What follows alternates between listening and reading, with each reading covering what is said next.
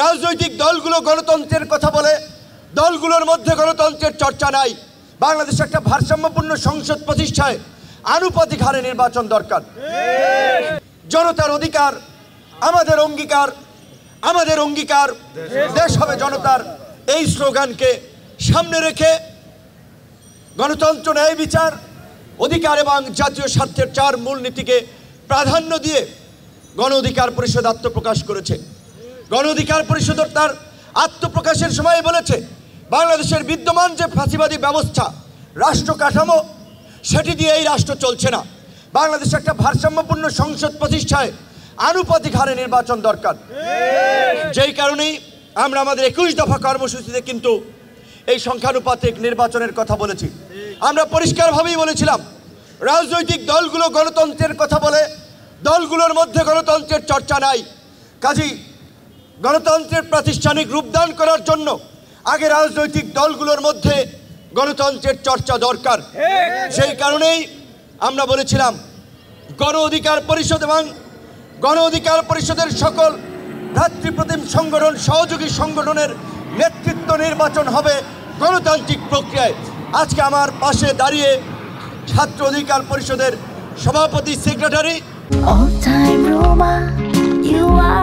All time Roma. Taste it, love it. আপনারা দেখেছেন সরাসরি সারা দেশের কাউন্সিলরদের ভোটে তারা নির্বাচিত হয়েছে।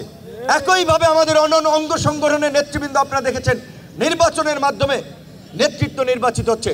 আমরা বলেছিলাম, রাষ্ট্র পরিচালনার যারা দায়িত্বে থাকবে তাদের দলীয় দৃষ্টিভঙ্গির ঊর্ধ্বে থাকা দরকার। কাজে একই ব্যক্তি দলীয় প্রধান এবং রাষ্ট্রপ্রধান থাকবে না। আমরা মনে করি যে অতীত অভিজ্ঞতা থেকে যখন বারবার রাষ্ট্র ক্ষমতা একই ব্যক্তি অধিষ্ঠিত হয়, তার মধ্যে স্বৈরাচারী মনোভাব তৈরি হয়, ক্ষমতার মোহ তাকে পেয়ে বসে।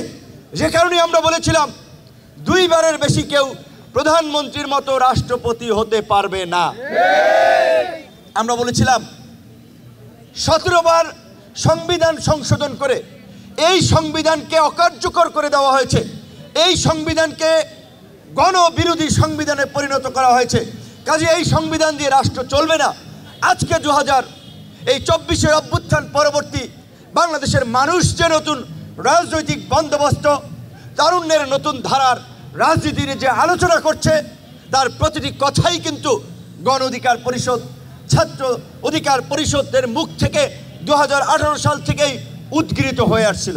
কাজে এই ছাত্র অধিকার পরিষদের গত 7 বছরের যে ইতিহাস, এজন্যই আমি বলছি এটি বাংলাদেশ নয়, শুধুমাত্র পৃথিবীর ইতিহাসে একটি বিরল এবং দৃষ্টান্তপূর্ণ ইতিহাস।